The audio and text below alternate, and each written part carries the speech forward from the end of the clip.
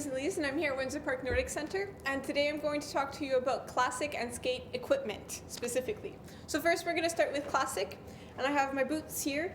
Classic boots, you don't need that ankle support that you'll see on other boots. So classic boots, if you have just sort of this general support, that's fine.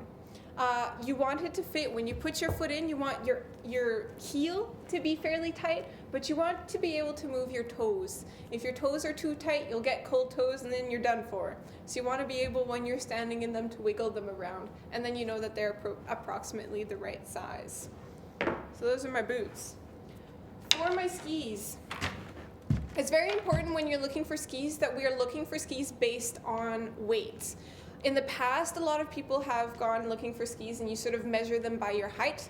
So it was, if I put my hand up and it goes approximately here, then that would be the right ski for me.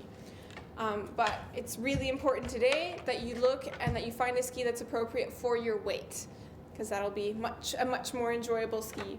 So these are my skis here, and they're appropriate for my weight and apparently my height as well too. Classic skis are usually longer than skate skis on average. You want to make sure that you have, when you get them, a large enough grip zone. So what I mean by that is that when you stand on your skis, there's a large enough spot that you can wax, so that, say for example, I decide to gain some weight, I can still reduce my grip zone, but my skis are still okay for me and I don't need to get a whole new pair of skis. So you want to have, my grip zone goes from here to here, which is fairly large, so I can have these for a while and they'll be good for my weight. So this is sort of an important thing to think about when you get classic skis. Classic poles, these tend to be a little bit shorter.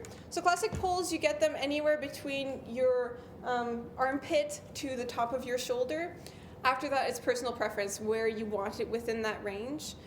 Usually when you're buying them, remember that when you're going to be on your skis and on your boots, you're going to be a little bit higher than when you're just standing on your shoes in the shop, so you want to make sure to compensate for that. So yeah, somewhere between your armpit and the top of your shoulder is where you want those. So for skate skiing, I put those aside. Whoop. I have my skate boots here. Skate boots usually have much more ankle support. Some people like to buy combi boots, and that's absolutely fine. Combi boots will have sort of an in-between of ankle support and no ankle support so that you can still classic ski in them.